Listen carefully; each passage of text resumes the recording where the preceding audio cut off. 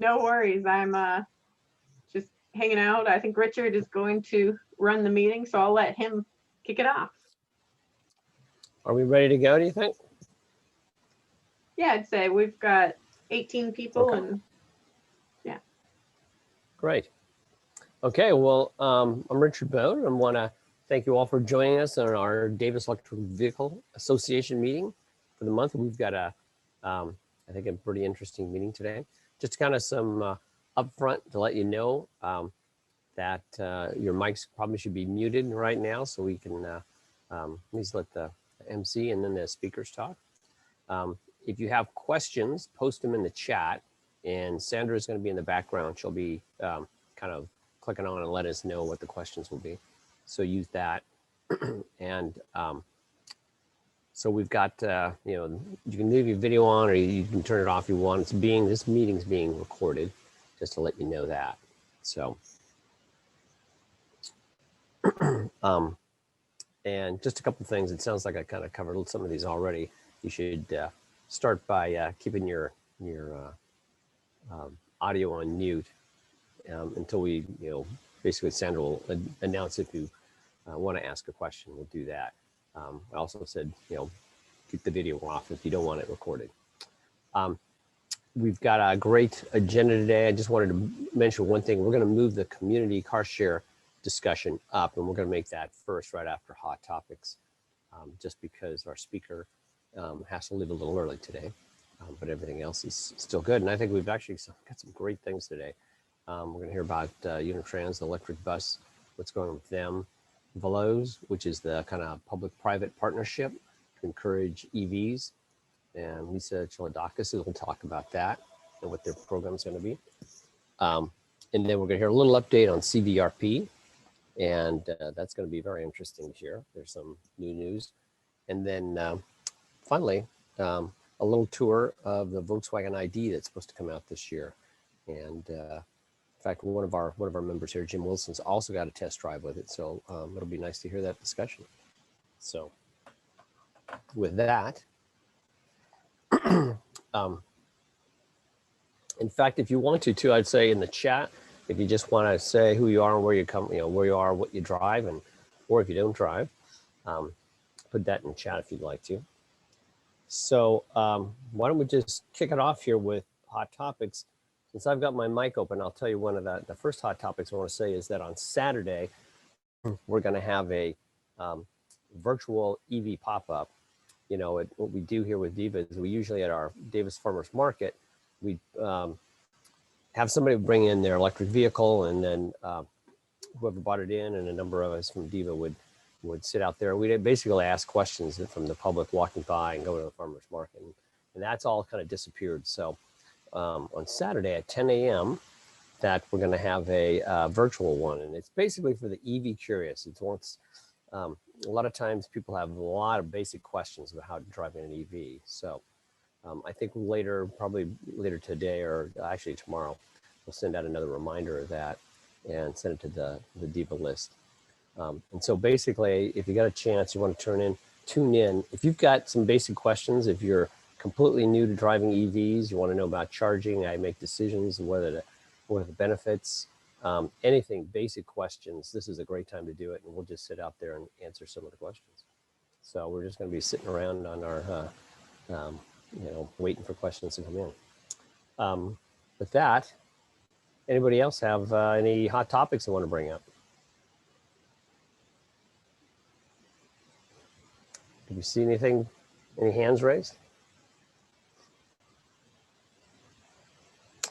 So, you know, actually, before we go into it, one of the things I was going to do about hot topics was the VW ID.4, and luckily it's on our agenda already. I already put it in my mind to bring this up, but so I'm really excited about that one. Some good news. But anyway, if we have no other hot topics and people want to bring up any announcements, then I think we'll go right into our first agenda item, which is on the community car share.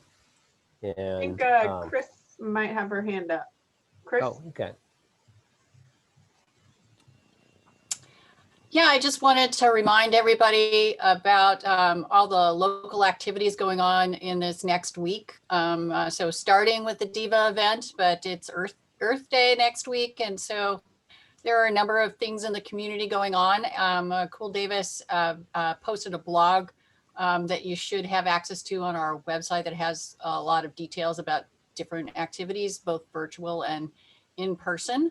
So we kind of hope that you'll join us in celebrating Earth Day in whatever way that you can.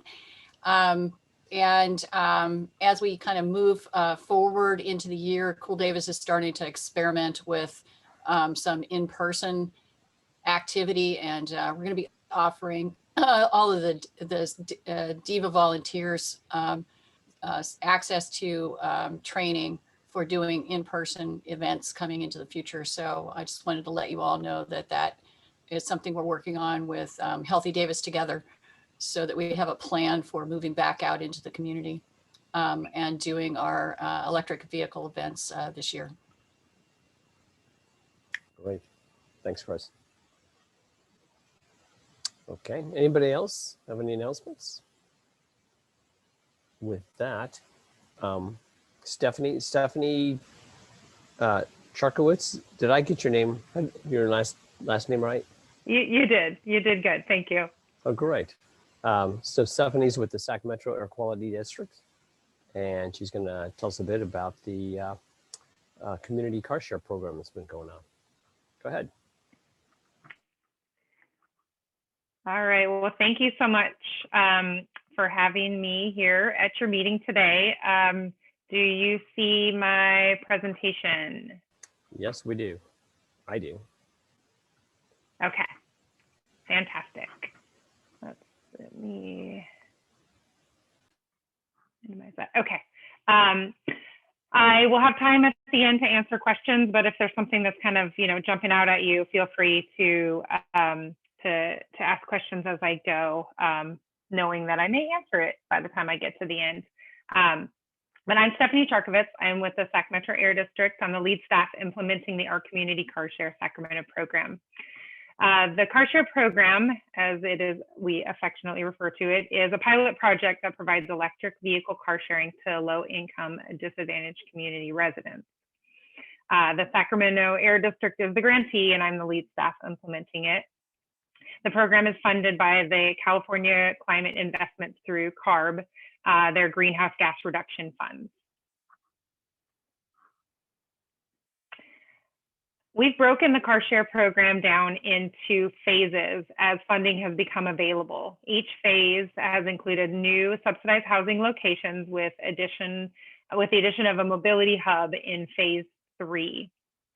Each vehicle has a dedicated level 2 charger and parking space. Zipcar has managed all the vehicles in phase 1 and 2 and continues to be our partner in phase 3. The program is currently free to all members. Each phase has had a goal. In phase 1, the question we wanted to answer was, would it work? Could we successfully set up a zero-emission car sharing program that residents of subsidized housing sites would utilize? Luckily, the answer was yes. The residents really loved the program. There was a little bit of apprehension at the beginning. We built trust, and they have really adopted the program and it is thriving. In phase 2, we were asking the question, could we repeat our success? And yes, we were able to do that. We added 3 new sites in our phase 2 deployment. In phase 3, we're currently trying to answer the question of how to make it sustainable. This is a really difficult, this is a big one for us, and we're working really hard at trying to figure it out. We have some different ideas. I'll get into those a little bit later in the presentation, because it's really important to us that we spent a lot of time and put a lot of work into building this. We do not want this program to disappear. We do not want to let these residents down.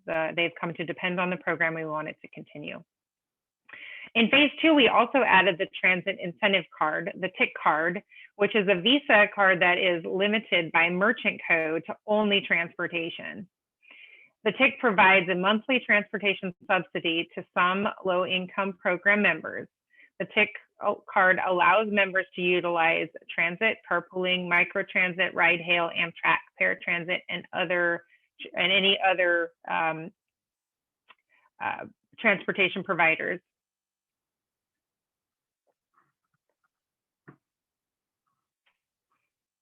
This is a map of the sites for all 3 phases of the program.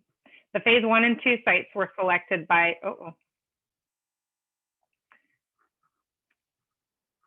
let's get back to that. Apologies, technical difficulties. Okay.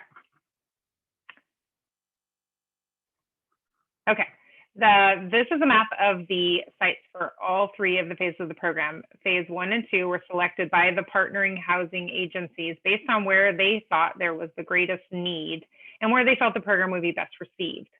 Sites were purposefully clustered so that residents can share the cars amongst the other communities. In phase 3, we welcomed 2 new housing agency partners and the mobility hub.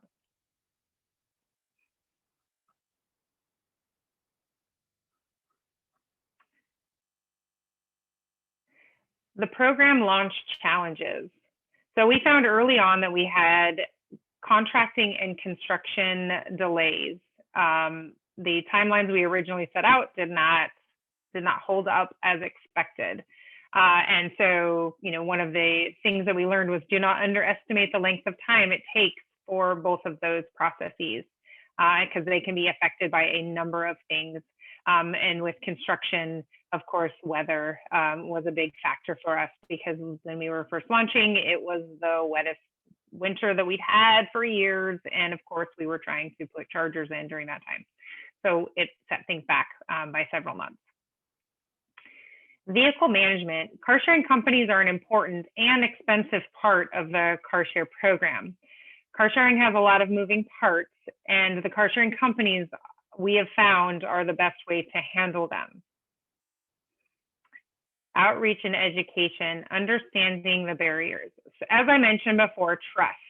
We naively thought that a free program would sell itself. We learned that the residents were very reluctant to sign up and give us their personal information. They didn't know who we were. And we learned that a government agency was not the best to be delivering this message.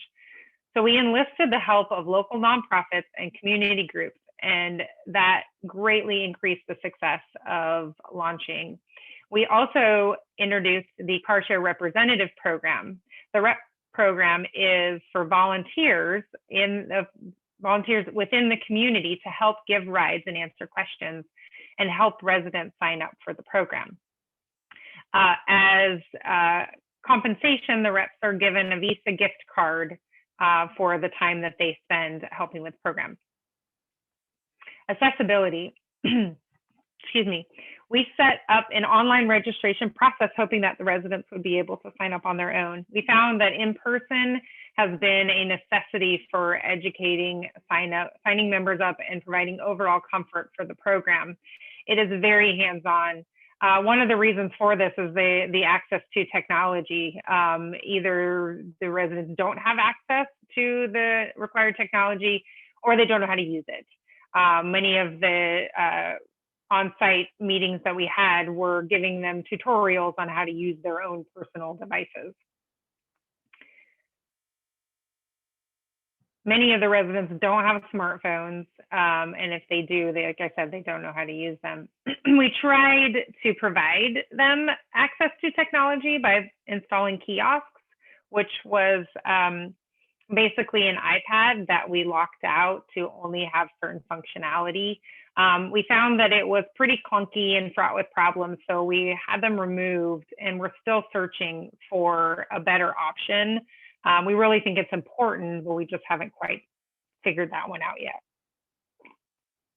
All the options we've tried found thus far since then are pretty cost prohibitive. Sustainability. This program is very expensive to maintain. We're working on a cost sharing model to bring the cost down. we're exploring opening the vehicles up to the general public. We're actually looking to launch the cost sharing portion with our phase 3, which will launch in the next few months. And as long as we continue working, and that cost share portion would be the residents, the members would be paying a portion of their hourly rides. As long as we're working with car sharing companies, we're going to have a gap in funding. And so we're looking to find out what that gap is and what other potential funding sources could fill that gap. As I've said from the beginning of this program, the point of this is to provide zero emission mobility options to residents of low income and disadvantaged communities. The hope is that eventually we don't need to exist, that the car sharing companies will understand how to come into these communities, how to provide the resource, and we won't need to be the mediator. Right now, we're finding that we are absolutely required. We provide education. We allow the members opportunity to use these programs, to get to know these programs. We're educating the car sharing companies so that they know how to work within these communities and that they're more willing to put their services there. So it's a big education on all parts. Eventually, we would really like this to exist without us, and if we could find a way to fund it more simply, that's kind of the long-term goal. Right now, we're still very much in the beginning phases, so we're a long ways out from that, but always in search of other potential funding sources. Feedback. In fall of 2019, we released a survey to the residents to gain feedback on the Carshare program. When a member filled out the survey, they were given a gift card. There's a great need for incentives to get people to participate, including food at all events. We haven't had on-site events for a while, but we always find that helps to entice folks to show up. And of course, we try to be really sensitive about the surveys, how many surveys we ask them to fill out, because survey fatigue is real. We've all been there, and although we really need this information, we want to be sensitive that they may not always have the time or the desire to provide it to us. Language has been an issue that we have encountered a wide variety of languages at the different sites. Not only do we need to present the material in multiple languages, we need to have translation services available when members have questions. So we do have a phone number that members can call and ask questions, and we do connect that as we can with translation services. We found that working within communities, oftentimes there are trusted sources that members already go to ask questions. And so we try to identify those folks and work with them to be able to help build trust in the community. And of course, COVID-19. Like most of the world, COVID-19 slowed the progress of the Carshare program, specifically phase 3 launching. We had planned to launch new sites in 2020. Now it will be summer of 2021. We had to modify our outreach strategies because in-person wasn't an option for much of 2020. This meant Zoom meetings and electronic correspondence. Although it has been challenging, these changes have opened our eyes to other outreach opportunities in the future. We're really hoping that we can continue some of these changes into the future to provide more opportunities, and as we educate folks and get them more comfortable with, with the technology, we're hoping that we can still continue that electronic correspondence. Further expansion. So our focus on further expansion is moving towards a focus of mobility hubs, the idea being a more centralized location to serve more people. We're always looking for new partners and plan to add more, whether it's housing agencies, nonprofit, or vehicle management companies. We're very open. I want this program to expand naturally and be very inclusive and work within what we already have so that we don't need to reinvent the wheel here. Sustainability. In 2021, as I said, we're looking to launch our cost share model to have the members contribute to the cost of the service. We are continuing our search for additional funds to help close the funding gap for this resource to stay in these communities. So thank you very much. I am happy to answer questions if anyone has them. All right, thanks, Stephanie. That was really good. You're welcome. Yeah, I got some basic questions. Just do you rent these things by the hour, the day, how does it work exactly? Yes. So right now we have a 3-hour time limit. So it's through the Zipcar system. So if you're familiar with them, they rent them by the hour. Of course, as a general Zipcar member, you can rent it for a day, a week, as long as you can keep it as long as you want, as long as you keep paying for it. We set a limitation to be 3 hours and no more than 9 hours per week per member. Because we wanted these cars to be available to all of the residents for short trips. We didn't want somebody to take it and sit in the parking lot all day and then it's not accessible to other folks. So it's not meant as a commuter vehicle, commuter process. So what our members do is when they sign up, they sign up with a car sharing company, which in this case it's Zipcar. And then they would get a membership through them. That membership is a restricted membership, so it does not ask them for any payment information. And then whenever they want to reserve the vehicles, they go on to their membership and they reserve it for the length of time, less than 3 hours that they would like to have the vehicle. Interesting. Okay. Any other questions? Oh, Robert, did you raise your hand?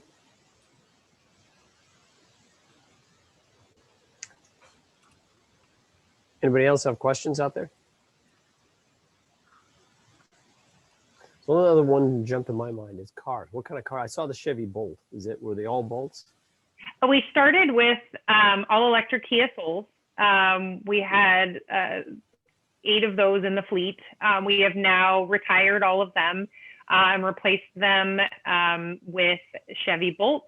And we also have a Chrysler Pacifica plug-in hybrid minivan. We were looking for something with a little bit more cargo capacity. And we didn't have anything that was within our budget that was all electric. So we thought this would give us some flexibility. Within the next few weeks, we will be adding another Chrysler Pacifica plug-in hybrid minivan that will be equipped with a wheelchair lift. So that anyone that has a wheelchair can easily get in and out of the van. This is a new addition and we're really excited about it. We're going to be placing it at one of our senior living facilities. There's going to be a lot of education that goes on with it to get members up to speed on how to use it. But we're really excited about adding another one into the fleet. Sounds good. Chris? Yeah, I'm curious about the the question about sustainability and whether you think this is a scale issue, that if you just have enough users, you could cover your costs, or are we really talking about the same kind of issues that other kinds of transit have with a certain part of the population really needs subsidy, and you can either get it through kind of a sliding fee scale, or you've got to create a subsidy structure. And is it possible that this should be just a part of our transit system and that we should be providing subsidy throughout it in order to make sure that everybody has access? So those are some of my questions. That's a fabulous question, and it's very much in line with the way that I view this program. I unfortunately don't have an answer yet to say if it is just the scalability, if it is just program size. I suspect it's not, based on the feedback that I've gotten from the car sharing companies. And so I think, and one of the pieces that we're going to do is we're going to open some of our vehicles up to their general membership and see if that cost offsets and like what difference that makes. We want to know what that gap is, and then we are better able to learn how to fill it. I agree with you. I think that this is not a one solution. This is one solution in mobility. This is not the only solution. And so I think that this being a part of a transit portfolio would be a great thing to be able to subsidize and to educate the members to know, okay, this is, I need to go to the grocery store. Now is the time when I will get the Carshare vehicle because I need to put my groceries in it. And now I need to go to the doctor. I'm going to be there for hours, so I'm going to take the bus, or I'm going to have somebody give me a ride. I think that there's so many different ways, and we need to make sure that everyone understands what their options are, and then of course, figuring out how to cover the gap, because asking them to pay full price at their income levels it just doesn't pencil out. So I think your thinking is very much in line with what we're trying to figure out, and I look forward to finding answers to all of those questions. Thank you. You're welcome. Thanks, Steffani. Any more questions out there? Nick. Yeah, I've got one. Nick? Silly question. How is insurance handled? Is that by the actual driver, like a rental car where they buy insurance for the day, or they just tap onto their own insurance? Is that an issue for some of these folks? Because I think when you started saying that they're going to go to you're going to park the one minivan with a wheelchair access by senior facilities, maybe these people don't have cars, or do they? I don't know. How's that all work with insurance? That's a really good question, and that's kind of a bit of the crux of why we need to work with the car sharing companies. Because one of the things that we looked into early on was, can we do this on our own? Do we need a car sharing company to handle all of this?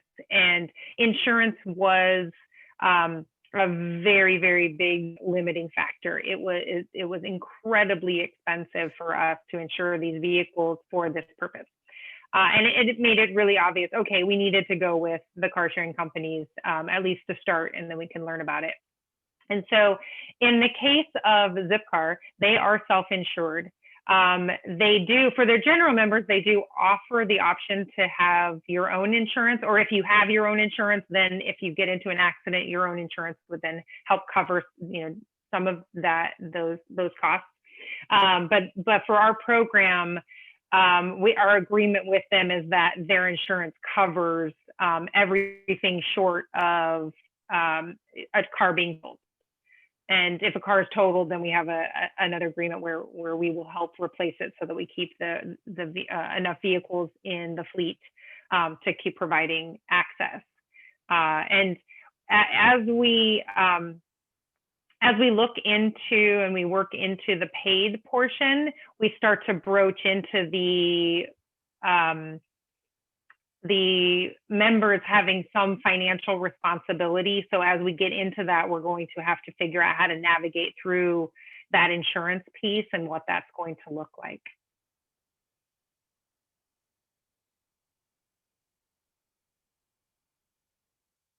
Great. Anybody else have a question they want to ask? Okay, well, thank you, Steffani. And if somebody wants more information, where's the best way to find it? I will put my email address in the chat, and feel free to reach out if you have any questions. That sounds great. And once I do that, I'm going to sign off. Thank you all so much for having me. I really appreciate the opportunity. I love talking about this program. I love it, and always happy to answer questions. So thank you so much. All right, thanks for joining us tonight. Okay. With that, let's move on to Jeff Flynn from Unitrans. And hey, Jeff. Hi, good evening. Great. Do you have a presentation going to give at all that Sandra's going to link you up to? Yeah, I have a presentation if I could do share screen. Yep. Okay, Sandra, take it away. All right. And let me know when this is actually in presentation mode, because I can never quite tell. Okay, we see your screen. All right, so good evening, everyone. I'm Jeff Flynn. I'm the general manager at Unitrans. I'm going to do just a quick overview of what Unitrans is, because I know that some people aren't overly familiar with our service here in the city of Davis. And then I'll jump into a really exciting update on our electric bus program.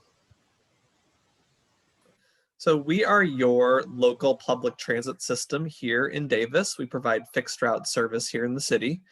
We were started over 50 years ago by the undergraduate students at UC Davis, and we continue to largely be operated by the undergraduate students. So 100% of our drivers, 100% of our frontline supervisors, almost all of our maintenance staff are all undergraduate students under the tutelage and guidance of career staff like myself. So it's a really unique system.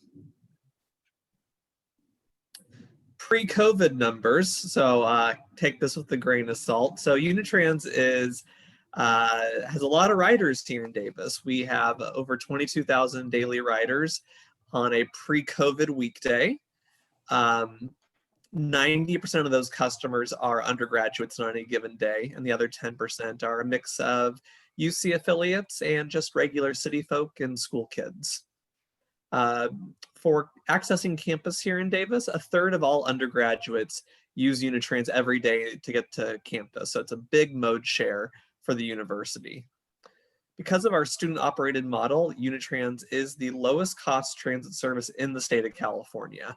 So we really are able to maximize the dollars that the city and the university provide to provide as much transit service as we can here in our community.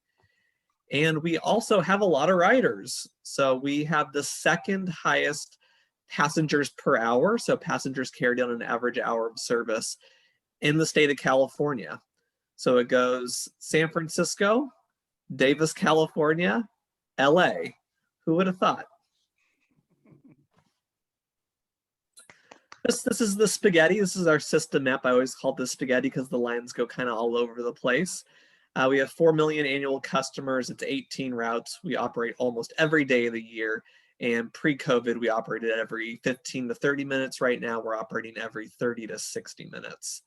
All Davis, or 95% of Davis residents are within a 10-minute walk of a bus stop.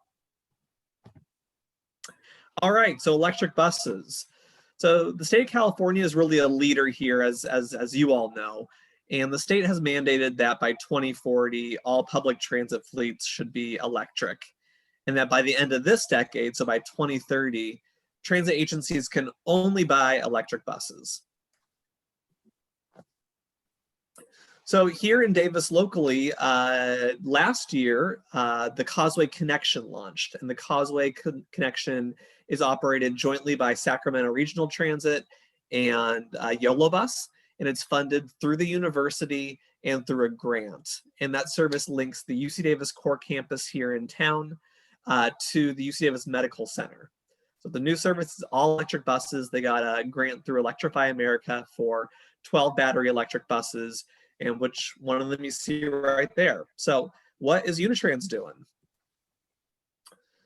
So again, nothing new to you all. The university and the city are really supportive of going carbon neutral as quickly as possible in emissions reduction. So with the university and city's guidance and push for this, Unitrans is committing to only buying electric buses moving forward. So as of this year. So this is way before the mandate. So our goal is to never buy a fossil fuel powered bus again.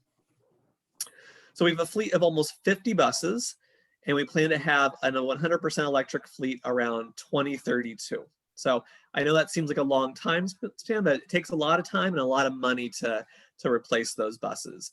And again, we're planning on doing that much before the state has mandated.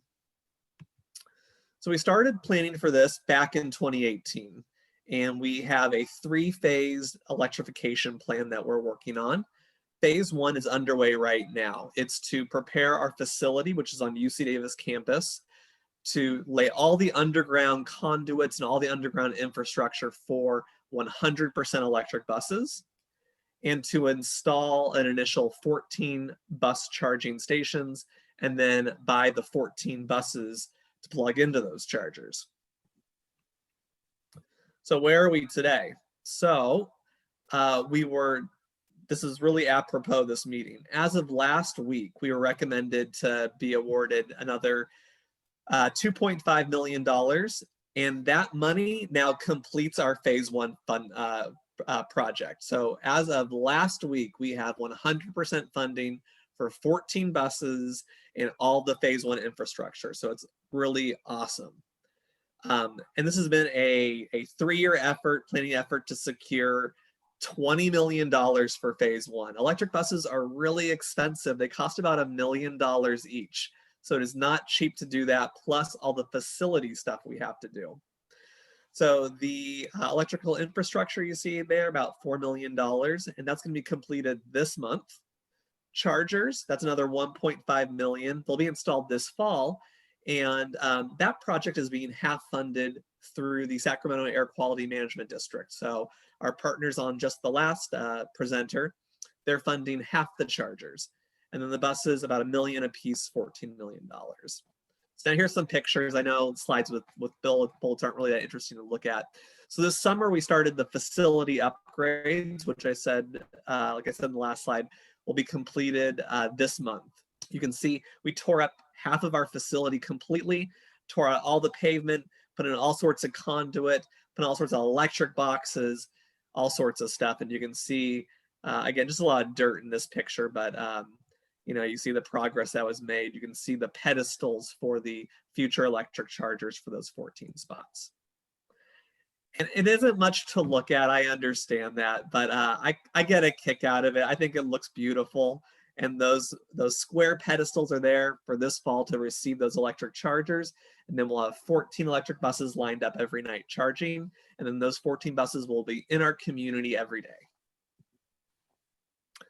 So the buses, so our hope is to buy, our plan right now is to buy 6 this calendar year, 4 next calendar year, and 4 the year after that.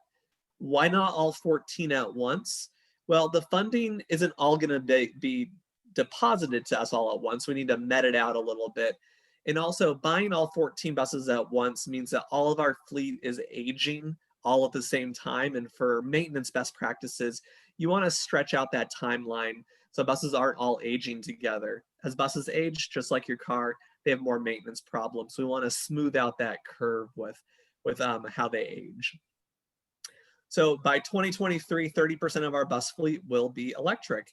And we're hoping that with this new bus purchase, that we're gonna refresh the look a little bit. And this is one of the draft designs we have for the refreshed bus look. It's, we like to call it a modern take on an old classic. So you see it is a Unitrans red bus, but it incorporates more movement, more motion into it, as well as noting that this is a zero emission vehicle.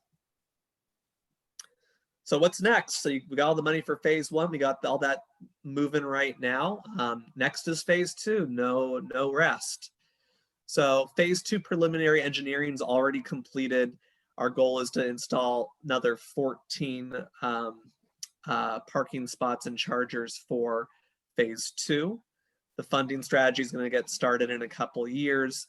We're going to go into construction mid-decade is the goal and have our initial buses in 2026.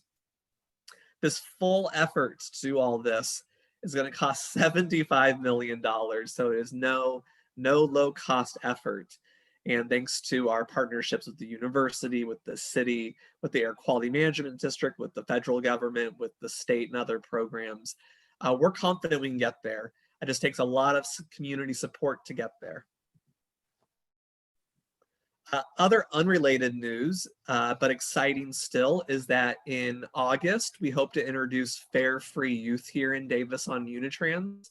I'd say we're a bit behind the ball on this. YOLO Bus already has fare-free youth, as does Sacramento Regional Transit. But now we got a grant to do it, so we're going to do it here in Davis as well. We're going to do free fares for 18 and under here in Davis for a 2-year pilot program. And then also we're applying for a grant to go towards a fare payment app. Right now, if you ride Unitrans, you pay one fare. If you ride YOLO Bus, it's another fare. SacRT, another fare. And we all have different fare systems. So Unitrans is looking to join the Zip Pass app, which YOLO Bus is also joining, and Sacramento Regional Transit is also on. So the goal is that you'll have one app on your phone. You can buy all your transit passes right there. Much more convenient, much easier to use than today's situation. And with that, that is the presentation.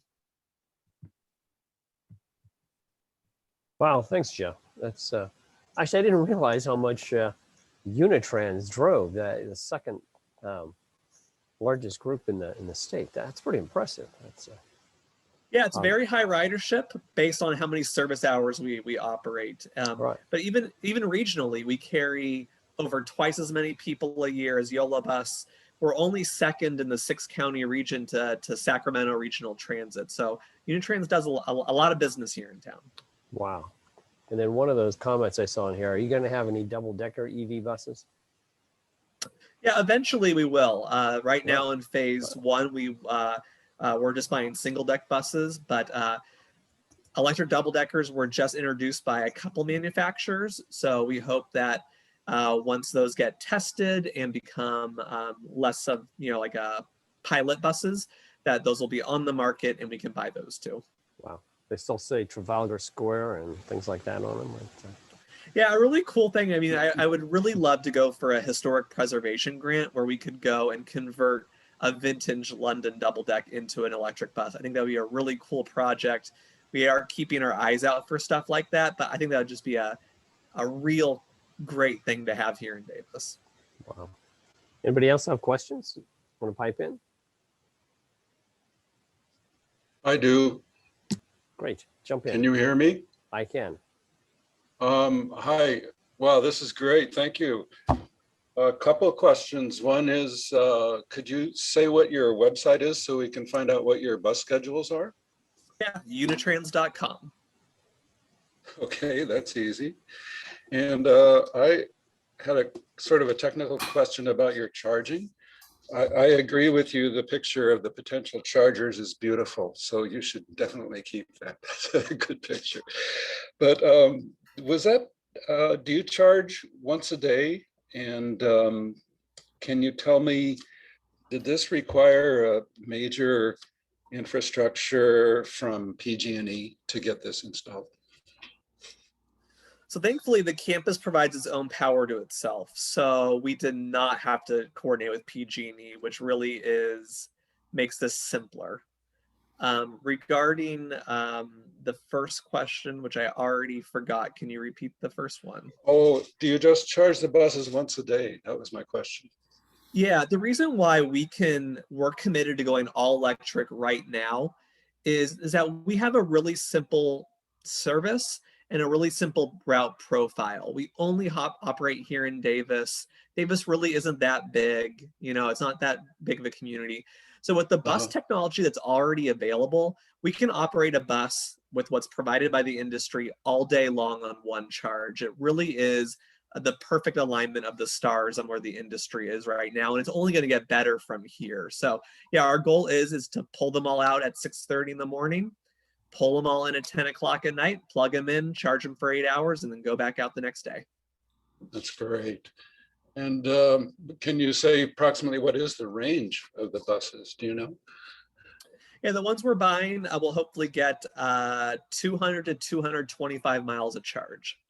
Wow, that's great. That's really great. Thank you for presenting. That was really nice. Right. Okay. Go ahead. Can I comment something? Sure. Yeah, hi. This is Eugene Dunlap. I'm very happy to see I took the campus bus a little bit back and forth and I talked with Unitrans. I do have my doubts that you will get away with charging only once a day because we're going to have winters, we're going to have very hot summers, and we're going to have very heavy full buses. So I just encourage you to find a solution maybe at one of your hubs to be able to charge there too. The YOLO bus, they're running it on test profiles and they can't run even hardly more than a circle, Woodland, Davis, Sacramento, Airport and back. So that's why I would be a little careful. In ideal conditions, it would work probably, but we don't always have those. So I would encourage you to put up chargers at your hubs, at the silo or something that you at least have a backup. Thank you. Yeah, go, Alma, and your guest.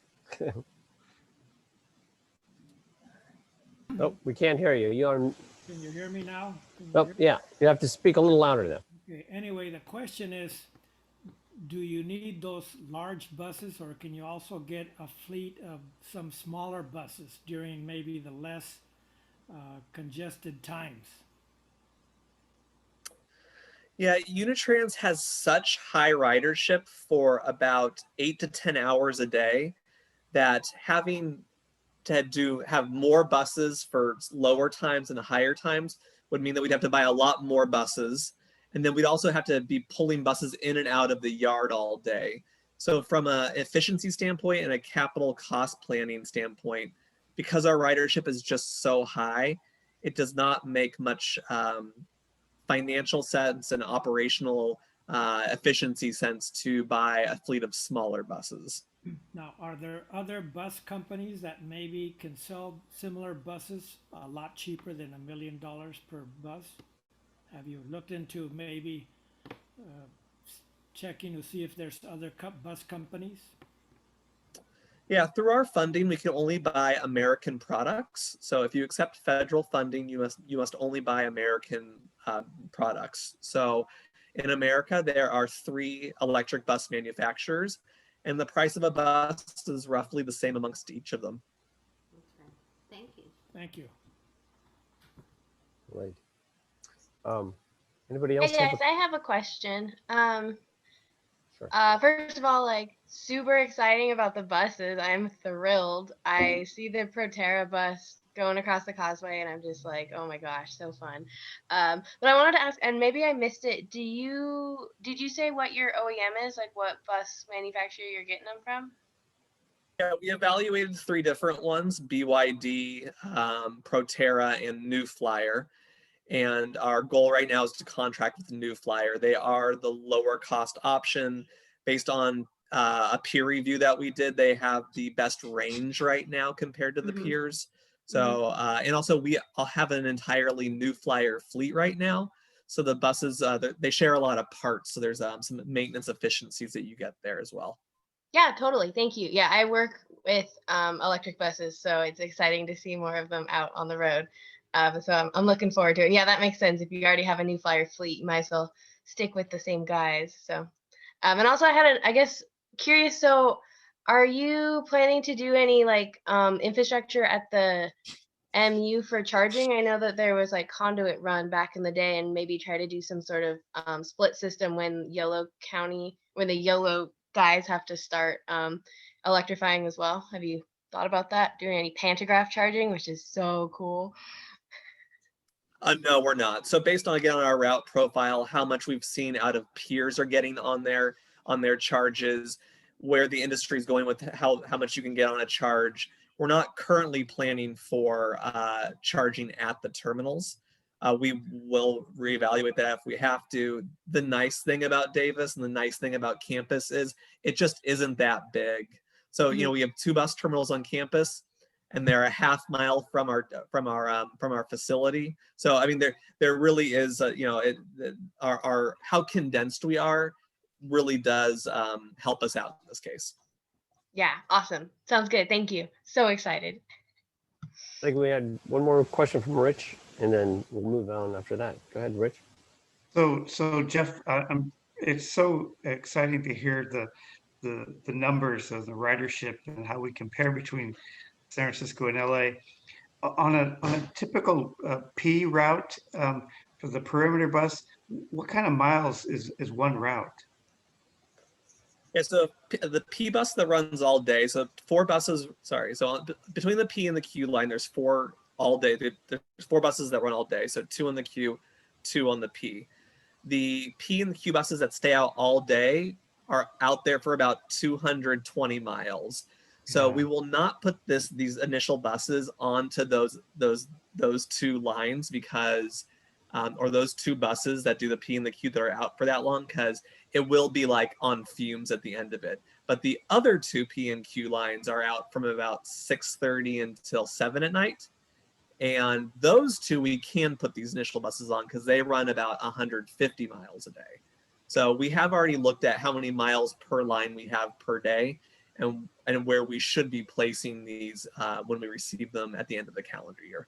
Yeah, it was keeping with what Eugen was, guiding is that, you're going to run out of juice quicker than you think. Yeah, a lot of our buses are only out for 12 hours a day. So, or a majority of them are, and they only run about 150 miles a day. And what we've seen again out of peers who are running the same buses is at 150 miles, they can do no problem. So the initial ones, we're pretty confident we can do them on most bus routes when we first get them. And then with every subsequent purchase, we're hoping that that range just gets better and better. Yeah, awesome. Well, more power to you. I've ridden the YOLO bus Causeway connection. It is like a luxury. It's fantastic. So thank you. I think we're going to move on. Jeff, thanks very much for your presentation. That was really good. I learned a lot on it. Have a good evening. Appreciate you guys inviting me. Great. Lisa Chiladakis is going to talk to us about VELOZ. Lisa's the programs director there. Yeah, thanks, Richard. And I'm going to rush through this. I'm sorry, but I have another Zoom at 7. Lucky me. So it's really great to be here. I don't think I've engaged with the Davis EV group for a while, and I'm actually a fellow Davis site. So I'm excited to share with my fellow Davis friends some information about VELOZ and also to hear about the buses. That's super exciting. So VELOZ is a private public nonprofit. We're made up of automakers, utilities, local and state government, charging providers, just all the really key players in electric vehicle space. You're going to hear from Spencer Reeder soon, and he's with Audi, one of our members. So we're excited. I was excited to see him here today. So I'm just going to talk about some of VELOZ's activities, and really our main mission is to raise awareness and consideration for electric cars. And we do that mainly through a large-scale campaign, awareness campaign. I was going to show the video, but I'll just talk a little bit about it, and hopefully you all will have seen it already or can go watch it on your own. It's a 2.5-minute video. But we also do a lot of other activities, just trying to, share information with our members, try to really overcome barriers, identify barriers, and work to help move the market in California and beyond. So we're really working toward that governor's 2035 goal in mind with everything we do. So we do post a sales dashboard every quarter. We get our data mostly from the California Energy Commission. So if you're looking for California national sales, chargers, hydrogen stations and makes and models, we're a good resource. So we hope that you will reference us when you're looking for those numbers. And then a little bit about our campaign. So it's our overarching campaign is called Electric for All. And every year or so, we had planned in 2020, but launched now, because of COVID in 2021 with our campaign called 40 Million Reasons to Go Electric. So every Californian in all regions of the state has, we think has a reason to go electric, whether it's a financial reason, an environmental reason, a technology kind of fun to drive reason. Air quality, climate, they're all somebody's reason to go electric. So the video is about 2.5 minutes. It features global and local superheroes like Mark Ruffalo. We've got the mayor of Huron in this talking about his program. We've got someone from Oakland. So we've got really just a wide variety of different voices showcasing why they want electric and the importance of electric cars. So it's got a fun neoclassical original song. So please visit the website, view the video, and share it as much as possible. Then a little bit more about some tools on our website. So the campaign really does try to drive people to the electricforall.org website, where you can shop, really not, shop directly, but you can search all the electric cars from plug-in hybrids, battery electric, fuel cells, all sold in California by your zip code, find what incentives are available on your zip code. And then we've also just launched this new home charging advisor, where you can go find all the level 2 home charging equipment available in your area. And then based on your zip code, the incentives that would apply to home charging in your area. So it's a really important tool. I think home charging is a little intimidating for people. So this is a tool to help them navigate that, landscape. And then we're going to be launching phase 2 very soon, where you can actually apply for all the incentives that you're eligible for in one application. And our technology partner will be kind of handhold, you do the application and they'll be hand-holding you, kind of being the liaison between the administrator of the incentive and helping you, kind of navigate that space. So we're excited to launch that very soon. And then we continue to kind of just have events, virtual at this point, but hoping to maybe go live later this year, and webinars. So if you go to our website, VELOZ/webinars, you can learn about all the topics coming up and how you can register. Our next webinar is coming up April 29th, called Permit Approved Cities Leading the Electric Car Revolution. Actually, it's now called Cities and Counties Leading the Electric Car Revolution. And we're just highlighting the legislation for permit streamlining and talking about model cities and counties that have done a really good job at permit streamlining. And then we have GoBiz, Governor's Office of Business Economic Development. They're going to be awarding their permitting Olympic winners. So that'll be exciting. And then I'm just really quickly going to talk about this new program we just launched called No Tailpipe, No Problem. And you can take the pledge. So if you don't drive electric, we want you to take the pledge that your next car will be electric. And if you do drive electric, we'd love to hear your story. So I thought you all would be a great audience to, take the pledge, or not take the pledge, but just tell us about your story, sign up to our email list, and you could win prizes. So please, feel free to go sign up yourself and then share this pledge with your friends and family and your networks. We just really want to expand our net and get more people involved in the EV movement and VELOZ. So just a little bit, you can go to our website, you can sign up for EV News to learn about all the latest activities and webinars and campaigns and all that we do at VELOZ by signing up to our EV News. And that is my very quick overview of VELOZ and everything we're doing. Great, thanks, Lisa. And I suggest people go to the VELOZ website too. I've been there. I saw the videos. Great. Yeah, it's electricforall.org. You can get to one or the other, but yeah, electricforall.org is kind of the main hub of the campaign and the shopping tools. Okay, great. Yeah, Sandra put it right in the chat. So thanks, Sandra. Yeah, keep that. Go there. You saw that. The videos, your plan to 2035, which was done earlier this year. You've updated and put the talk on there. So yeah, we have a recording. All recordings now on our webinar, which for our webinars, which I know Guy, I hope, is happy. He kept always ask for those. So we're happy that we now post our recordings of our webinars. So feel free to check those out at your convenience. Good, great. And I see you got trucks coming up too towards the end of the year.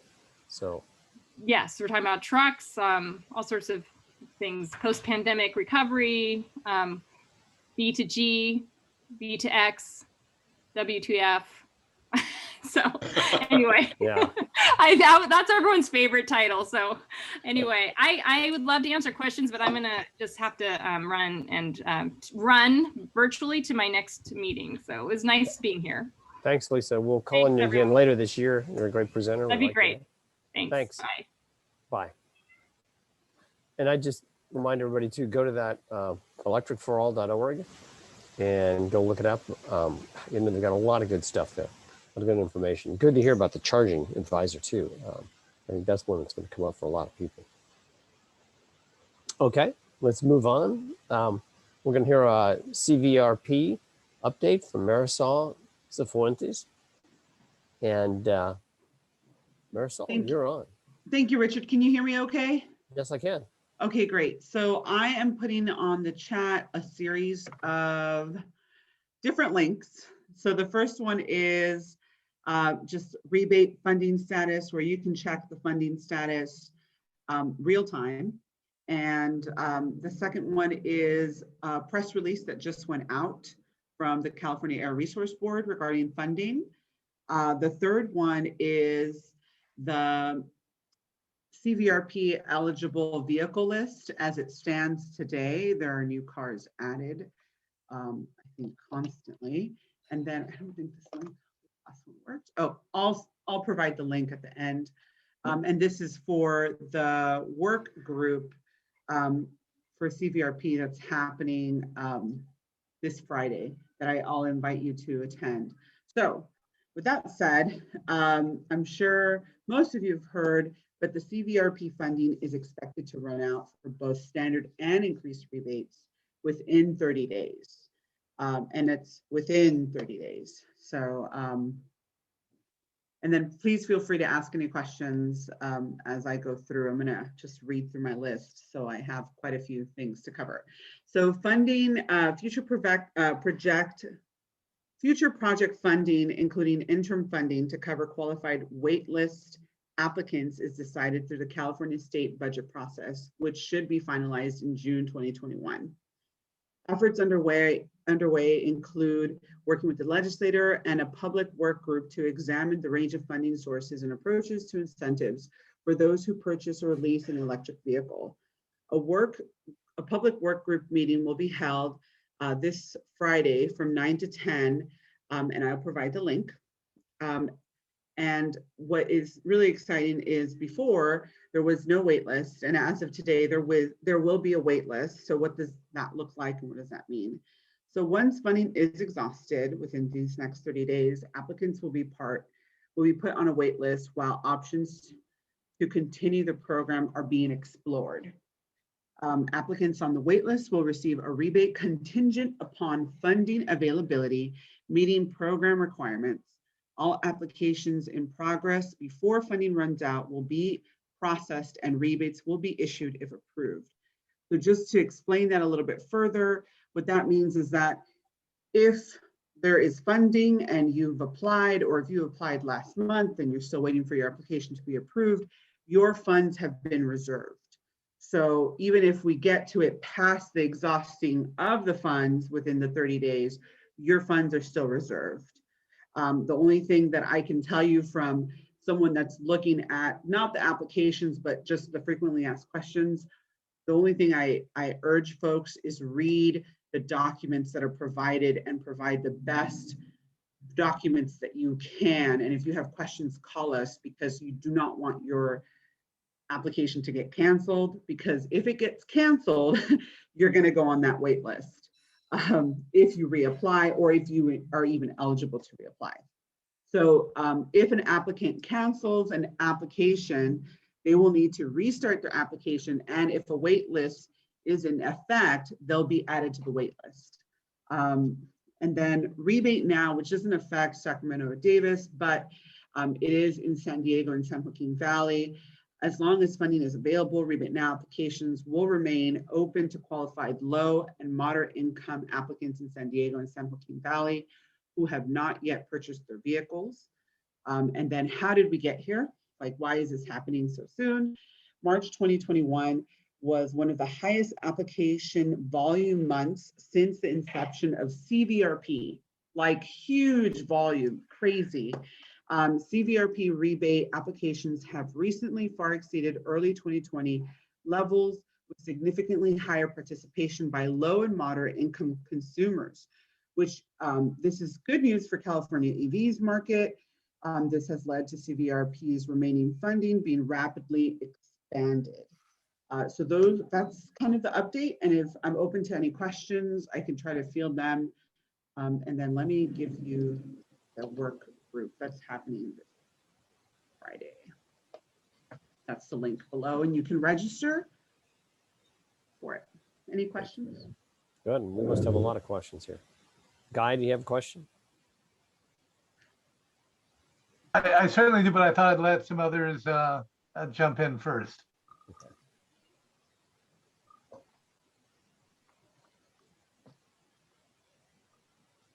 You must all be EV owners, so you're not worried about getting your.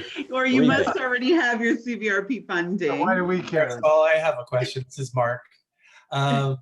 So did I understand you correctly that the funds will be exhausted, it's anticipated the funds will be exhausted within 30 days. After that point, you'll be put on a wait list. But if you if you do apply before the wait list is instituted, then you are guaranteed getting a rebate or not? I just wanted to make sure. Well, no one is ever guaranteed. You're right. We If you don't meet like the criteria. absolutes. But yes, you did hear those points correctly. The only thing that I do stress, and this is what I was sharing with Richard this afternoon, is if you're going to purchase a Tesla and you buy it today, there's typically a wait list for the Tesla, 10, 12 weeks. I think the last time I checked, it was like 13 weeks, which means that by then the rebate has exhausted. So then you'd be put on a wait list, because you cannot, even if you purchase it and you order your car, until you actually get the vehicle in hand, can you apply for the rebate. And even if you apply for the rebate today, they will cancel your application because it needs to be in hand. And that's unfortunate for Tesla. But I don't know of any other vehicles that are in that kind of same boat. I know like the pre-orders, same thing. And then that's why I included the eligible vehicle list so that you can see what is eligible for applications for vehicles. Sorry. Yeah, I I have a question too. And this is Peter. I mean, obviously, Marisol, you can't answer this question, but I'm just going to ask this question anyway. Is why in the hell? why in the hell are we getting into this situation again? I mean, if the goal is to electrify transportation, there should be basically infinite funding for these rebates, and it should never, ever, ever run out. I mean, if you had a month that was beyond expectations last month, that should be great. That should be celebrated, and they should give you more money, right? Amen. However, so I can't answer that question, Peter. I know you can. I know you can. I mean, I can, but unofficially, and if you buy me a beverage. But the one thing that that was really kind of, because we have like our little FAQs here as well. Something that was really interesting is based on the current trajectory of EV sales. And this would mean that if funding is not, so let me see, the question is, how would the end of funding for CVRP impact EV sales, right? Like, let's talk numbers.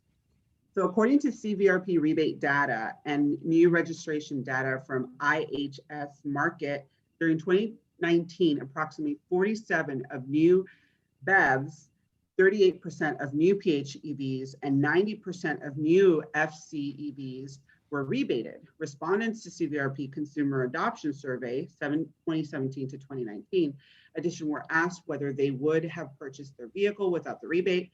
Assuming those that said they would not have purchased their vehicle without the rebate, BEVs were 53%, PHEV were 50%, fuel cell were 75%, would not have participated in the market. We estimate the suspension of CVRP could impact sales by 25% for BEV, 19% for PHEV, and 68% for fuel cell. Based on the current trajectory of EV sales, this could mean that as many as 677,000 fewer EVs sold by the end of 2030 in funding for CVRP if not renewed.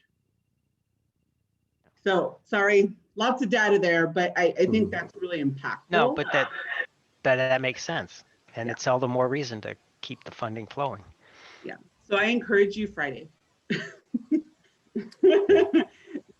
We'll look in. I'll tell you, Marisol, I mentioned this today too. It's an incredible, successful program.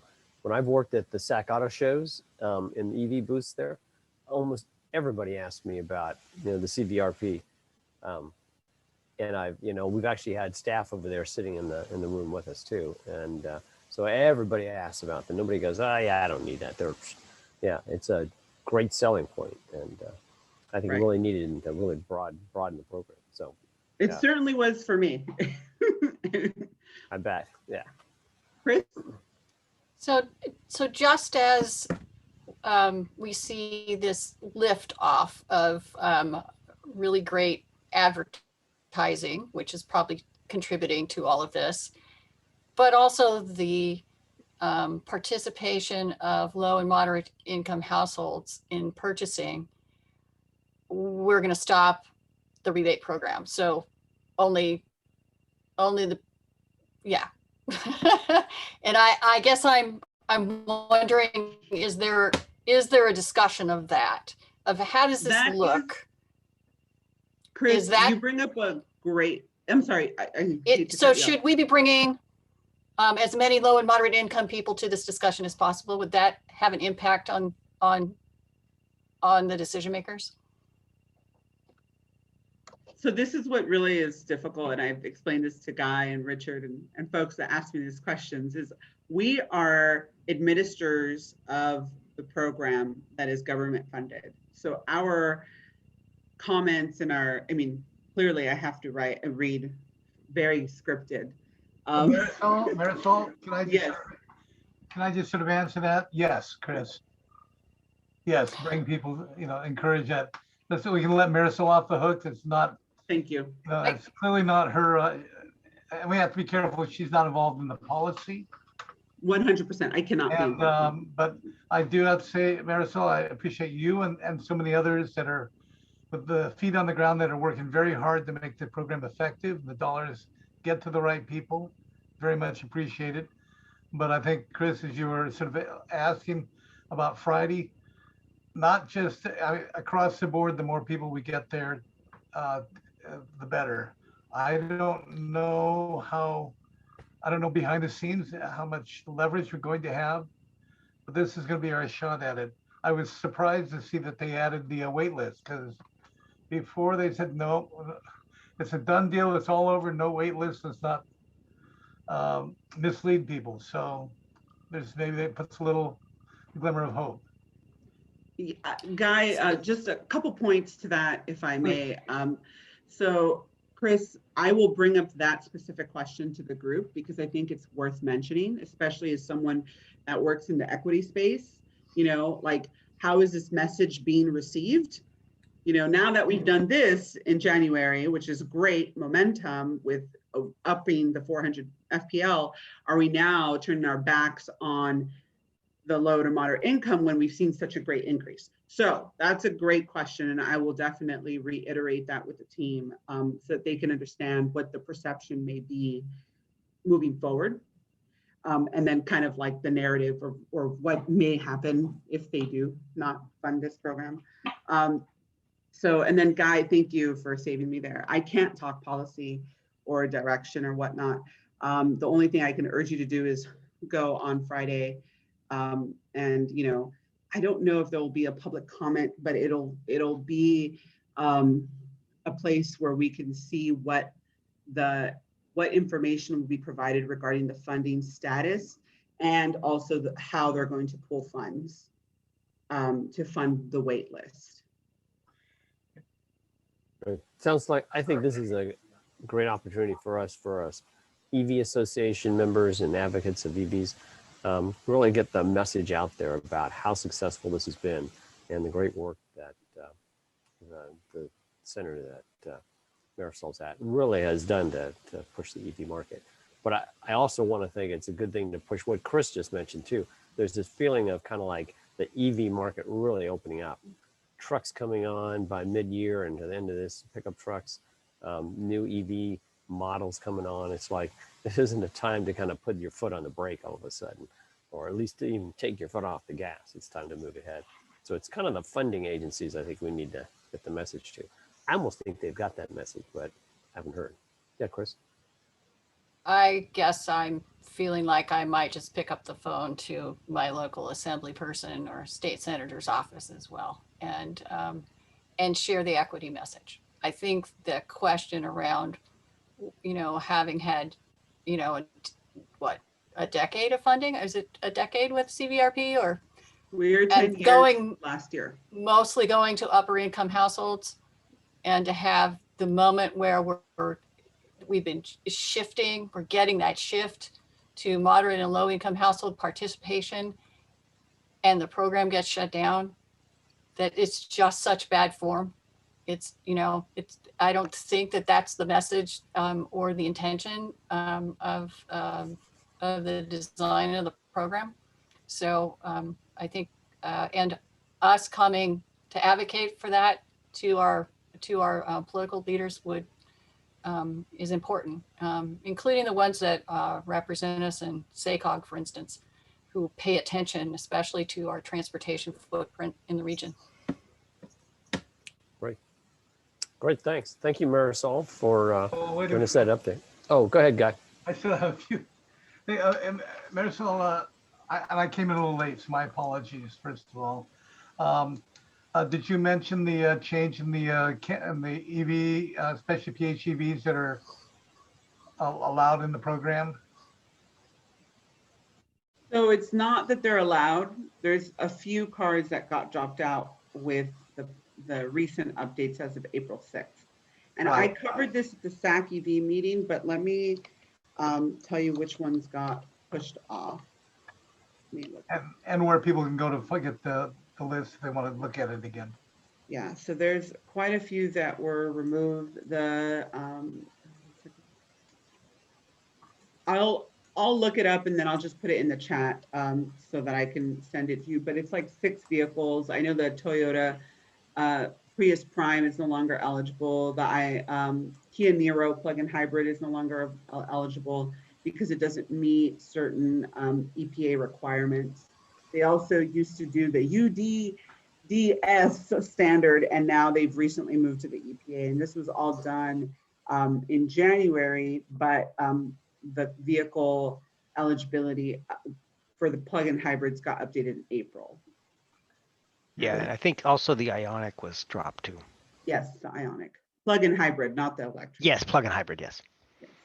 So we're running a little bit short on time, Guy. Do you have like one more question? Yeah, just quick. You mentioned 30 days. Was you're not? Are you implying that the program will last 30 days before funding's out? Within. So tomorrow could be still within 30 days, correct? Correct. All right. My understanding from talking to various people that you were talking only a week, maybe, maybe 2. Perhaps. And I mean, especially once this word gets out, a little bit of a run on that. Right. Now that the press release has gone out, I expect that, the dealerships will be calling the people that recently just purchased vehicles and saying, you need to apply. And then I think as it sits, I mean, March was an extraordinary month, and for various reasons, and I know we don't have time, so I don't have to cover all that. And I can come back, next month or whatnot to cover the different pieces. But as the funds sit now, I think in March there was one day that we had like 500 applications. So but it's both of them. So increased and standard rebate are going to be maybe 1 or 2 days off, but they are projected to end basically at the same time.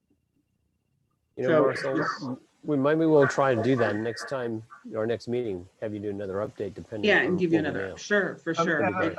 Richard, last, following sort of on what Chris, you had said about reaching out to your local legislators, there is a letter from the Plug-in America, and EAA is going to be coming out with one as well that you can, that I'll pass around to everybody, and also a form to send off to your congressman or your state legislator. So I'll get that around. So please take a look at that, sign on, and communicate your feelings to your representatives. Great. So thank you. Okay. Thanks, Marisol, and thanks you put the link in for attending that. Yeah. And encourage everyone to take a look at that. And I think we're going to move on to the VWI4, ID4, and with Spencer Reeder first. And Sandra, I think you've got a video. Is Spencer, are you going to go first, or is the video? Go for the video. All right. All right, I'll share my screen and play the video for everyone.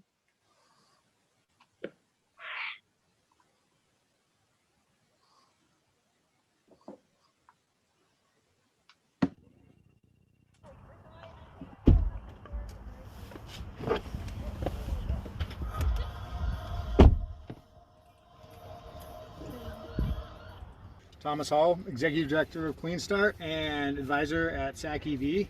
I'm Spencer Reeder, Director of Government Affairs and Sustainability at Audi of America, which is part of the Volkswagen Group. Well, I'm an internal advocate for what we're doing with electric vehicles, trying to work with the states and federal government to make sure that we all sort of accelerate this transition to electric vehicles together. And we're making huge investments in the technology and super excited about the vehicles we're bringing to market. An advocate of EVs, that's a future SAC EV member here, right? That we have here. How many EVs does the Audi Volkswagen family now have available? So we have, this will be the 5th all-electric BEV, and then Audi's got 3 plug-in hybrids, so that gives us 8 electric vehicles in the market today that you can go out and buy right now. And we've got another one we're launching that's actually, Audi will be launching the Q4 e-tron, which is built on the same platform in October. So yeah, we're gonna have a lot, and we got more coming. Now they're all in on electric vehicles. They've made a $38 billion investment in just electrification across the group of brands within the Volkswagen Group. That's billion with a B. So yeah, no, they're betting the farm on electrification. Introduce us to this car. Yeah, this is the ID.4. This is the first edition that came out. It's got a little bit different sort of color arrangement to get people excited about the vehicle, the white steering wheel. But the key factor here is that this is a 250 mile range EV that after federal tax credit is going to come in just above $30,000. So it's a great price point for a fully capable SUV, all electric, and just super exciting. They've developed a whole new interface system that's really clean and pretty dynamic, that appeals to, we think, the next generation of EV drivers. You know, inspired by simplicity but functionality, and it's got sort of the classic Volkswagen feel to it. And this is the one that went across the country, right? Yep, yep. Is there any cool things they discovered doing that? Well, they did over 6,000 miles. The fact that they could drive across Alabama, Mississippi, and West Texas without having any problems, I think was maybe not a complete surprise since they did their research, but for a lot of people that heard that they did that, that was a surprise. They went through all kinds of weather conditions, and there's a video blog which I'll send you that you can include and share for folks. Then let's get some more numbers on this. What is its battery capacity and how fast can it charge? Yeah, it's an 82 kilowatt hour battery that gives you that 250 miles plus range, and it charges at 125 kilowatts. So based on the calculations they've done, you can go from 0 to 80% in about 38 minutes at the 125 kilowatt charge rate. So that means it can take advantage of the faster chargers that are installed over there by SMUD at Southside Park. And you've got the 2 Electrify America depots here in Sacramento, one on L Street and the one by the cannery, and that's all free for 3 years. If you get this vehicle, that's included free with the car. And also, if you get it here and you're in SMUD's territory, you get the charger for your house, or you get a credit on your SMUD bill. So there's more free charging for it. It's a great time to check out this car. And then stay tuned for the all-electric Volkswagen van, the bus, which people are super excited about. I'll get an early prototype. That would be amazing. We'll have to take it to Burning Man to really give it the test to see if it passes the old Volkswagen bus muster. Yeah. And with that, I'm going to say thank you very much, and we're good. Yeah. All right. All right, nice. Spencer. Hey, nice job. Well, that was a little bit seat of the pants video, but credit goes to Thomas and his editing capabilities. So, but yeah, so hopefully that gave folks an idea. That, my showing up tonight was a bit of a also impromptu decision. I'm happy to answer any questions. I actually work for Audi principally, but we are part of the Volkswagen Group. The ID.4 came out in March. People are picking it up at dealerships now. We just actually, coincidentally, today was the global reveal of the Q4, which is built on the same platform. It's got some different features, but it'll be Audi's more compact sort of to mid-size SUV that's all electric as well, and that comes out this fall. Well, right. I watched a review on the, it was probably a pre-production model too. Mm-hmm. And so this VW had some pretty outstanding things. I think one of them was, I think you mentioned the 125 watt charging, kilowatt charging. Yeah. And I forget what the number was. I mean, it was pretty quick trying to, especially for people who want to use it for taking some long distance work too. Yeah, I think I said 0 to 80% in 38 minutes. It's actually 5% because you'd never run it down to 0. So the test they did was 5% charge, state of charge to 80%, and they did that in 38 minutes. But probably just as important, I didn't mention this in the video, there's an onboard 11 kilowatt charger for level 2. So if you're home charging at 11 kilowatts, that's a very, very quick charge. The Audi e-tron that I drove for a year had a charge rate of 9.6 kilowatts for level 2. So this is even faster. So that'll give you a nice quick charge at home. That's great.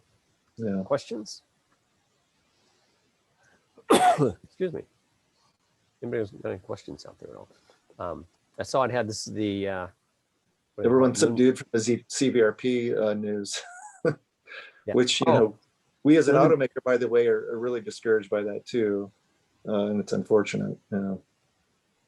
I didn't hear a starting price. I heard the starting price is pretty nice too. The baseball. Yeah, $39,995 is the MSRP. That's before any tax credit. So you've got the $7,500 federal tax credit, whatever you can squeeze out of CVRP, you can get that. But then you've got the clean fuel rebate, the CFR on the hood rebate as well for $1,500. So yeah, you're looking at a really competitive price point, as I noted. Right. Yeah. I have a comment. Yeah. It's kind of a bummer because my wife went down to drive the ID.4 this week, and she likes it. And we've got a pre-order in for the all-wheel drive model that's coming out later. Unfortunately, on her trip home, she got rear-ended by another car. And so now we probably have to buy another car sooner than we want. So we may not be able to get the one we want from Volkswagen. So I'm bummed. She's not super bummed. Talk to me offline. We'll set you up in a leased vehicle or something for a few months. Okay, I'll talk to her about that. We don't know for sure if the car's totaled, but it probably is. Oh, that's too bad. No, I'm sure the local VW folks would try to help you out in any way they could. Okay. All right. I will. Let's see. Is there how do I reach you? Is your email someplace or? It isn't, but I'm sure there's folks that can get it to you. I'll find out. Okay. Yeah. We don't know what's going on with the car yet, but yeah, certainly I'll. I'm sorry to hear that. I hope she's okay. Oh, she's fine. It was, the thing is you get these accidents and it's like, it's just like a thump, but then the car's totaled. Right. So anyway. That's what Peter's cutting deals right here in our Diva meeting. Wait a minute. Well, I wasn't really attempting to do that. I was just relaying the bummer story that I had, but I'm happy to work on a deal. So I was going to ask Jim Wilson actually did a test drive. Yeah, hi. Jim, why don't you give us what you think? Thank you, Spencer. This is really wonderful to have VW doing this. And I had a slightly different perspective I'm going to give, if that's okay with you guys. Of course. And I'd like to share screen. I have 4 slides and I'm going to go through really fast. Can I go ahead and do that? Talk to Sandra. Sandra has to set you up. Oh, okay. You should be able to share it screen immediately. Are you there, Sandra?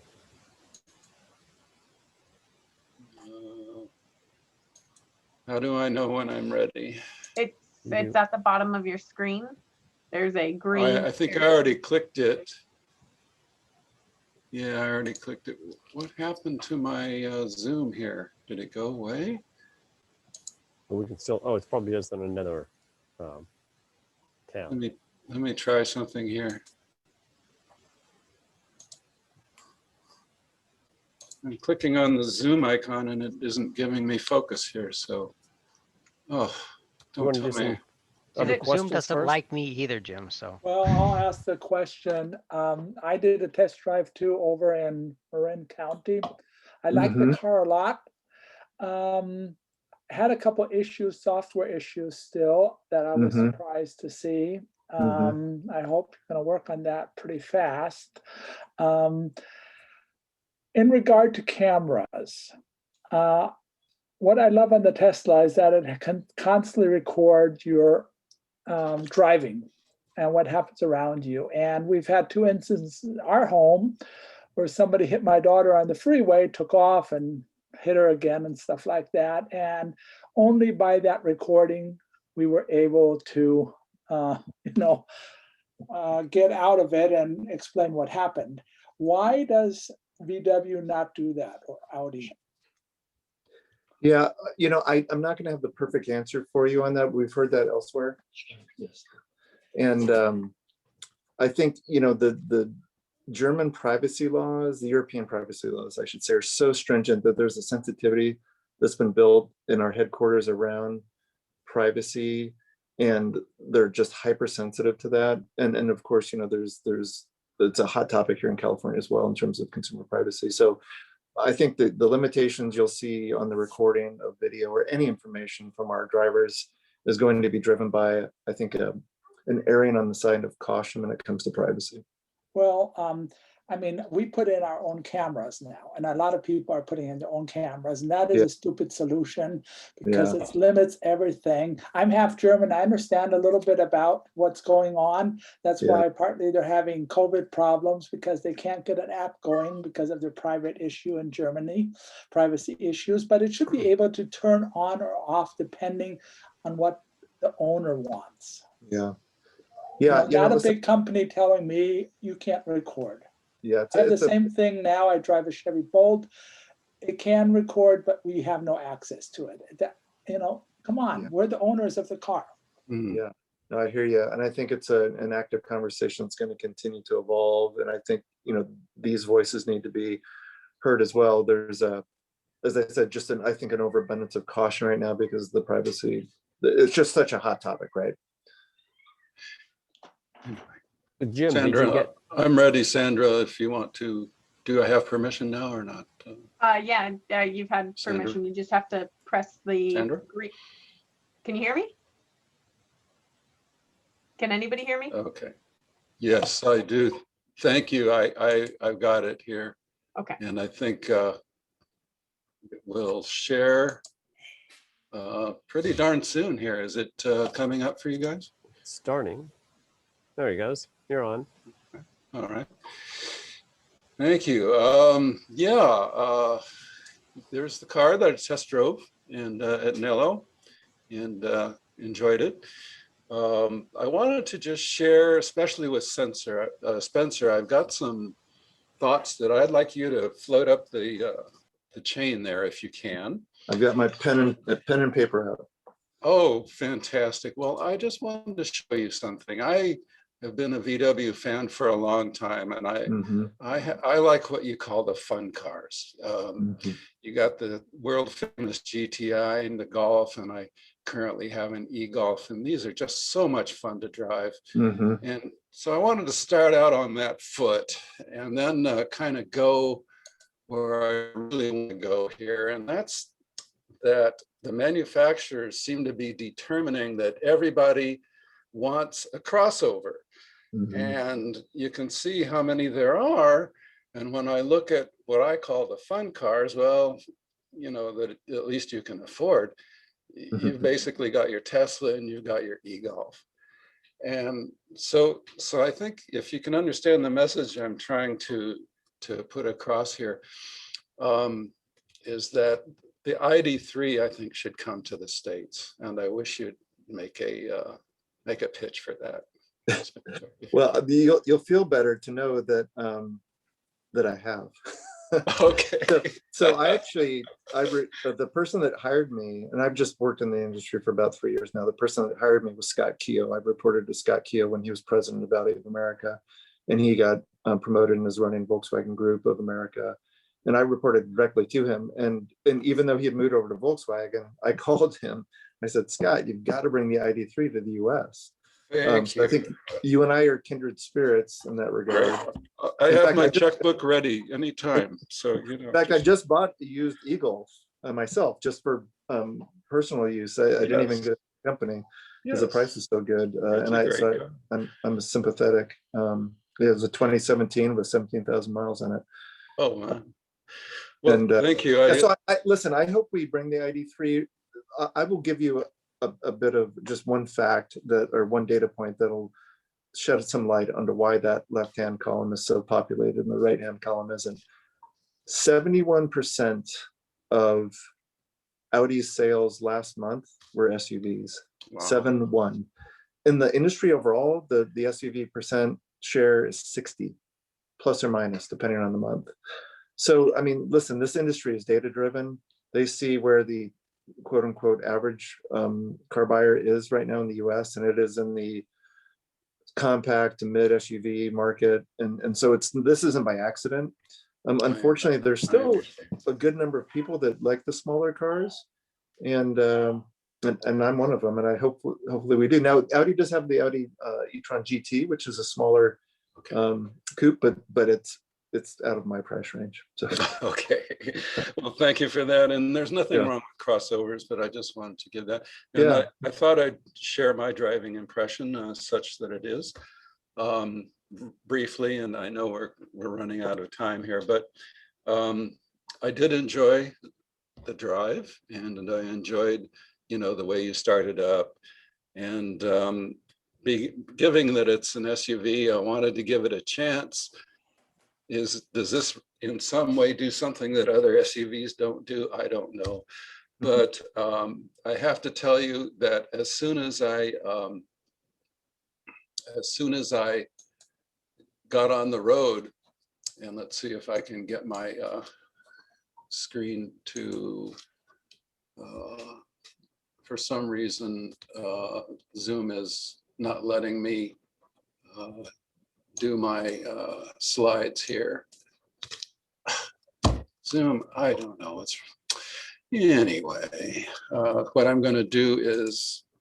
Do you have another picture there, Jim? I have one more to go. It's one tab over on my screen. Oh, that might be a picture. Sorry. Tab over? No. I don't know. Just bear with me here. It says I'm screen sharing, and then it puts this. I'm going to slide it to the bottom. Okay. So I'm starting out on my drive. I'm enjoying it, but the first thing I noticed that comes up on my dashboard is this. Mm-hmm. And I got to tell you, who's driving the car here? Is the car driving me, or am I driving the car? And so this has just already started in a direction that I really don't want to go. But as I said, I thought I'd give the car a chance. And so I have to say, straight line acceleration, nice, a little faster than my e-Golf. Very nice, actually. And a good solid ride, enjoyed it. I noticed that there are only, for what I could tell, there are 2 regen settings. There's the drive and the B setting, but that's probably okay. Maybe Spencer can tell us if there are more settings than that. But I also did my what I call my parking lot test. I found an empty parking lot, and I really worked on it, to see what the handling, steering was like. And I was hoping that it was better than most SUVs.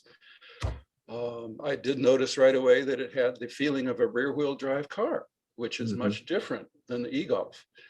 And they're usually, people who know about performance know that rear wheel drive cars are a little easier. When you get in trouble, all you have to do is lift the throttle, and you're going to be safe.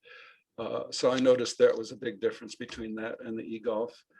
And I took some pretty sharp turns, and I just have to say that, it felt top heavy. It was safe and solid, and I felt very comfortable, but it was just lacking that fun factor that the other cars have. So I just wanted to give that feedback. I took it back to the dealer, and definitely enjoyed the test drive. But I think, Spencer, if you can just relay that there are other people out here who maybe don't want the crossover feeling that much. So yeah. Okay. Well, I'm rooting with you that we bring the ID.3. I don't think it's a done deal that it won't come here at some point. And I'll register that Jim will buy an ID.3 as soon as we get one over here on the lot. So that's good to know. Yeah, go ahead. Oh, I was just going to respond to someone mentioned about software. This car does, like Tesla, have over-the-air update capability, and so I think admittedly, in fact, the launch of this vehicle was delayed because they were doing some things on the software. And so I think like Tesla, you're going to see us iterate on the software. We've actually developed a whole new organization within the Volkswagen Group, Center of Excellence on Software Design. Most OEMs essentially market that stuff, farm that stuff out. We're actually developing some internal expertise now that we can carry forward in the rest of these model launches. As you probably noticed, it was a big departure in terms of the whole interface with the driver compared to other Volkswagen vehicles. So this is going to be, a bit of an iterative process, but the good news is that we can do the over-the-air updates as well. Thank you. I'm glad you understand. For me, that driver interface is super important, and yeah.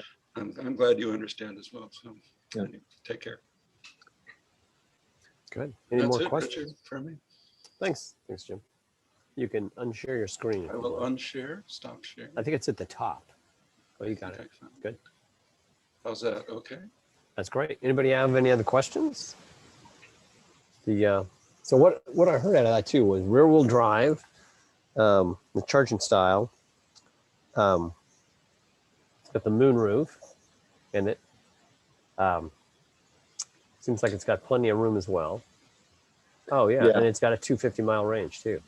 Yeah, it's got, I think with the seats up, it's got around 30 cubic feet of storage. With the seats down, it's closer to 64 cubic feet. So it's a pretty big interior space, which, affects the handling too. You've got a big sort of chassis on that. So it's not going to feel quite as sporty as something smaller for sure. Right. I think the e-tron, the Q4 e-tron, the Audi version of this car, which will be on essentially the same battery energy system, it's going to have a stiffer suspension. It's going to be a little bit more sporty feeling. It actually is going to be more expensive, but probably not by as much as you suspect. Probably in the $4,500 to $6,000 range more than the VW ID.4. So if you're looking for something with a little bit more of a tight driving style, more of a sporty style, you might want to give the Q4 e-tron a look this fall when it's out there in the market. Right. Same driving range in that Audi? It's literally the same battery. It's the 82 kilowatt hour battery, 125 kilowatt charge rate, same energy battery system. It's just a different suspension, different interior, obviously different software interface that's more common to the Audi lineup. But yeah, the battery will be the same. Right. Yeah, another thing I heard too was, I guess when you plug into an Electrify America charging site, it's supposed to recognize, the car's supposed to recognize your eventually. And this is where I'll be very public about the sort of the mea culpa here on behalf of the brand. The Ford Mach-E can actually do the plug and charge right now, the ISO 15118 protocol. For whatever reason, and even though we have, Electrify America is a subsidiary of the Volkswagen Group, we do not have plug and charge ready yet. It's coming. And there's a lot of pressure on the engineers and the software folks to get this, deployed quickly.